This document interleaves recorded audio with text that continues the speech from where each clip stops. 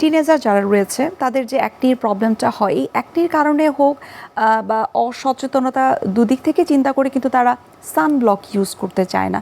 আপনার কাছে একটু জানতে চাই এই বয়সে সানব্লক ইউজ করাটা কতটুকু গুরুত্বপূর্ণ? সানব্লক হচ্ছে আমাদের একটা প্রোটেক্টিভ শেল্ড। এটি একদিক দিয়ে যেমন স্কিন ব্যারিয়ার রিপেয়ার করে, আমাদের স্কিনকে আল্ট্রাভায়োলেট রে থেকে প্রিভেন্ট করে, হাই এনার্জি ভিজিবল লাইট থেকে প্রিভেন্ট করে, সেই সাথে ইনফ্রারে। আর আপনি একটু খেয়াল করে দেখুন, টিনেজাররা কিন্তু প্রত্যেকটা রে এবং এক্সপোজারের সংস্পর্শে থাকে। তাদের আউটডোর স্পোর্টস থাকে, সুইমিং পুলে তারা সুইমিং করে, তাদের যেহেতু কো কারিকুলাম আফটার স্কুল এবং কলেজ এনরোলমেন্টগুলো থাকে। এরপরে তারা হচ্ছে যেটি হয় যে অনেকটা সময় স্ক্রিন টাইম স্ক্রল করে, সেখান থেকে ইনফ্রারে আসে, এবং অনেকে কিন্তু একটু একটু রান্নাও করে, তো কুকিং রে আসে। তো প্রতিটা রেতে তারা এক্সপোজড হয়।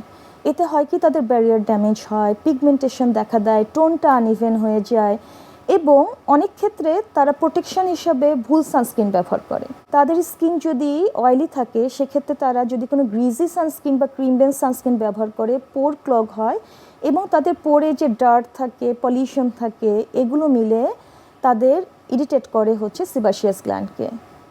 এবং অনেক সময় তারা সানস্ক্রিন মানে ডাবল ক্লেন্সিং, টিনেজাররা তো কিছু ভুল করেও থাকে, ডাবল ক্লিনজিং। এবং ডাবল ক্লিনজিংয়ের ক্ষেত্রে এই অয়েলি স্কিনে এবং ব্রন স্কিনে তারা অয়েল দিয়ে ক্লিন করে। আচ্ছা, তো কি হলো, এই অয়েল কিন্তু এক্সট্রা একটা লেয়ার তৈরি করলো, পোরটাকে তো ক্লিন করছে না, বরং সিবাসিয়াস গ্ল্যান্ডকে স্টিমুলেট করছে আরও বেশি সেবাম প্রোডাকশন করতে। শুধু তাই না, যদি একটু মাইল্ড অ্যাকনে থাকে, সেখানে হয় ব্যাকটেরিয়ার সংক্রমণ, কারণ তখন তো এটা একটা ফেভারেবল এনভায়রনমেন্ট হয়ে যায়।